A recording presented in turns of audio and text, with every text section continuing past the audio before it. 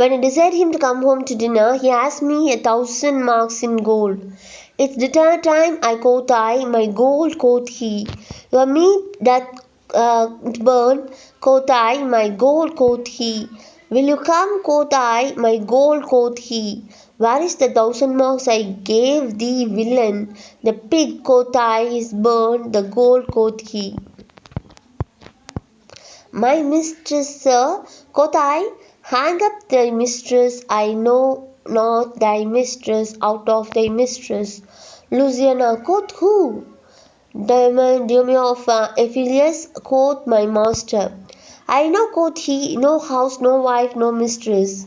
So that my errand dute upon my tongue, I thank him I bear home upon my shoulders. For in conclusion he did beat me there. Andriana, go back again, thou slave, and fetch him home. Romeo of Aphelius, go back again and beaten home. For God's sake send some messenger. Andriana, back, slave, or I will break thy pate across. Romeo of Aphelius, and he will bless that cross with other beating. Between you I shall have a holy head. Andriana, hence parting present, fetch thy master home. Romeo of Aphelius, and I so round with you as you with me. And that like a football you do spur me thus. You spur me hence, and he will spur me hither. If I lost in the service, you must cast me in leather. He exits. Louisiana, fee, how impatience lured in your face. Andriana, his company must do his millions grace, whilst I at home stop for a merry look. Hath homely age the luring beauty took from my poor cheek, then he hath wasted it. Are my discourse dull, barren de wit? If voluble and sharp discourse he marred, unkindness blasts it more than marble hard. Do their gay investments that his affections bait. They are not my fault, he is master of my state. What ruins are me that hand found? By him not ruined, then in the ground of my features, my decayed fair a stand look of the wood soon repair. But too unruly dear, he breaks the pale and feeds my home. Poor I am but his tale. Louisiana, self-harmony, jealousy, fee, beat it hence. Andriana, unfeeling fools can with such wrongs dispense. I know his eye that homage otherwhere, or else war lets it, but he would be here. Sister, he promised me a chain. Would that alone, O love, he would retain, so he could keep their fair quarter with his bait. I see the jeweller best enamelled with love will lose his beauty, yet the gold besides still that others touch, and often touching will wear gold, yet no man that hath a name by falsehood and corruption doth it shame. Since that my beauty cannot please his eyes, I will weep that what's left away, and weeping die. Louisiana, how many fond fools serve made jealousy? They exist. They seem to enter Antipholus of Syracuse. Antipholus of Syracuse, the gold I gave to Romeo is laid up, safe for the centaur and the heedful slave. I wandered forth in care to seek me out. My computation and mine has report. I could not speak with the Dromio since at first I sent him from the mart. See, here he comes. Enter Dromio of Syracuse. How now, sir? Is your merry humour altered? As you love Morse, so just with me again. You know no Cynthia, you receive no gold. Your mistress sent to have me home to dinner. My house was at the Phoenix. Was thou mad? Thou thus so madly didst answer me? Romeo of Syracuse. What answer, sir? When spake I such word? Androclus of Syracuse. Even now, even here, and oftener since. Romeo of Syracuse. I did not see you since you sent me hence, home at the sanctuary with the gold you gave me. Antipholus of Syracuse. Villain, thou dost deny the gold receipt, and told and told me of a mistress and a dinner, for which I hope thou fall'st I am displeased. Dromio of Syracuse, I am glad to see you in a merry vein, but what means this jest, I pray you, master, tell me. Anticulus of Syracuse, yes, lest you jeer and float me in the teeth. Think that though I just hold, take thou that and that, bids Dromio. Dromio of Syracuse, hold sir for God's sake, now your justice earnest. Upon what bargain do you give it to me? Anticulus of Syracuse, because that I familiarity sometimes do use you for my fool and chat with you. Your sharpness with jest upon my love, and make a common of my serious horse. When the sun shines, let foolish grants make sport, but creep in Kramnik's when he hides his beams. If you will just with me know my aspect and fashion your demure to my looks, or I will beat this method in your zones. Dromio of Syracuse. Zones? Call you it? So you would leave battering? I had rather have it at head. And you use these bowls long. I must get a scones for my head and encones it too, or else I shall seek my wit in my shoulder. But I pray, sir, why am I beaten? Antipholus of Syracuse, dost thou not know? Dromio of Syracuse, nothing, sir, but I am beaten. Antipholus of Syracuse, shall I tell you why? Dromio of Syracuse, yes, sir, I am wherefore, for they say every hath a wherefore. Antipholus of Syracuse, why first for floating me, and then wherefore for arguing in the second time to use to me. Dromio of Syracuse, was there ever my man thus beaten out my season, when in the why and wherefore is neither rhyme nor reason? Well, sir, I thank you. Androclus of Syracuse, thank me, sir, for what? Dromio of Syracuse, marry, sir, for this something that you gave me for nothing. Androclus of Syracuse, I will make you amends next to give you nothing for something. But say, sir, is it a dinner time? Dromio of Syracuse, no, sir, I think the meat wants that I have. Antipholus of Syracuse. It good time, sir. What's that? Dromius Syracuse basting. Antipholus of Syracuse. Well, sir, then it will be dry. Dromio of Syracuse. If it be, sir, I pray you eat none of it. Antipholus of Syracuse. Your reason?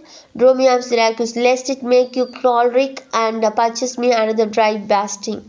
Anticulus of Syracuse. Well, sir, learn to just in good time. It's time for all things. Dromio of Syracuse, I just have denied that before you were so choleric. Antipholus of Syracuse.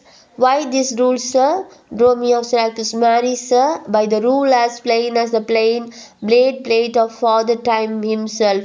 Antipholus of Syracuse, let's hear it. Syracuse, there is no time for a man to recover his hair that grows bald by nature. Antipholus of Syracuse, may he not do it a fine and recovery? Dromio of Syracuse, yes, to pay a fine for a periwig and recover the lost hair of another man. Antipholus of Syracuse, why this time such a niggard of hair, being as it is so plentiful and exuberant? Dromio of Syracuse, because it is a blessing that he bestowed on beasts, and what he has scented man in hair, he hath given them in wit. Antipholus of Syracuse, why, but there is a many man, but more hair than wit. Dromio of Syracuse, not a man of those, but he had the wit to lose his hair. Antipholus of Syracuse, why had doesn't conclude hairy man plain dinners with it wit? Dromio of Syracuse, the plainer dealer, the sooner lost, yet he loosed it is a kind of jollity. Antipholus of Syracuse, for what reason? Dromio of Syracuse, for two unsound ones too. Antipholus of Syracuse, not sound, I pray you. Dromio of Syracuse, sure ones then. Antipholus of Syracuse, nay, not sure in a thing falsing. Dromio of Syracuse, certain ones then. Antipholus of Syracuse, nay then. Dromio of Syracuse, the one to say. the one to save their money that he spends is tiring, the other that at dinner they should not drop in his porridge. Antipholus of Syracuse, who would all this time have proved there is no time for all things. Dromio of Syracuse, marry and did. Sir, namely, even no time to recover their hair lost by nature. Antipholus of Syracuse, but your reason was not substantial where there is no time to recover. Dromio of Syracuse, thus I made it. Time himself is bald, and therefore to the world's end will have bald followers. Antipholus of Syracuse.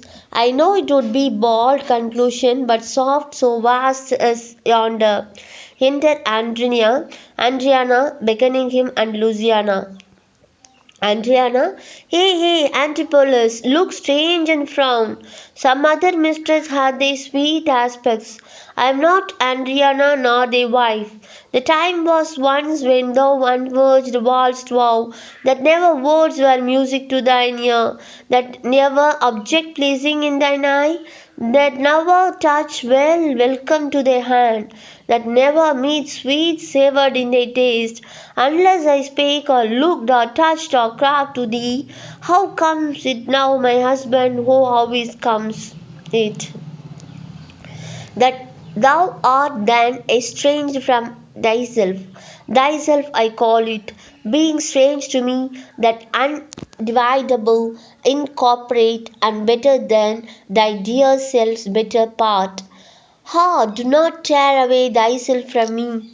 From no my love as easy must thou fall, a drop of water in the breaking gulf, and take unmingled thence that drop again without addition or diminishing, as take from me thyself, not me too.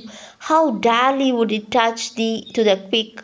I shouldn't thou, but here I will listen tears, and that this body concentrate to thee. My ruffian lust should be contaminate, though that spit at me and spurn at me, and hurl the name of husband in my face, and tear the stained skin off my herald brow. From thy my false hand cut the wedding ring, and break it with a deep divorcing woe. I know I cannot, and therefore see thou do it. I am proposed with the adulterate blood. My blood is mingled with the crime of lust, for it we two be one, and thou play false. I do digest the poison of thy flesh, being stampened by the contagion. Keep then fair league and truce with thy true blood. I live destined though dishonored. Antipholus of Cyprus, plead you to me, fair dame. I know you not. I am inefficacious, I am but 2 hours old, as strange unto your town as to your talk, who every word by all wit being scanned, wants wit in all one word to understand. Luciana, fie, brother, how the world is changed with you.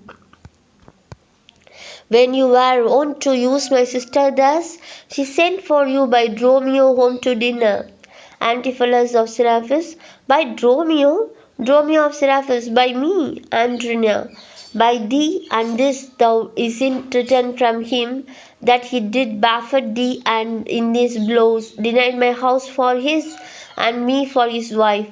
Antipholus of Syracuse, did you converse, sir, with this gentlewoman? What is the cause and drift of your compact? Dromio of Syracuse, yes, sir, I never saw her till this time. Antipholus of Syracuse, villain, thou liest, for even her every words didst thou deliver to me on the mart. Dromio of Syracuse, I never spoke with her in all my life. Antipholus of Syracuse, how can she thus call us by our names, unless it did be by inspiration? Andriana, how ill agrees it with your gravity to counterfeit thus grossly with your slave, abetting him to thwart me in your mood, be it my wrong you or my exempt, but wrong not that wrong with the more contempt. Come, my fasten on the sleeve of thine. She takes his arm. Though arm and ell my husband, I a wine, whose weakness married to thy stronger straight, makes me with thy strength to communicate. I what possessed thee from me, it did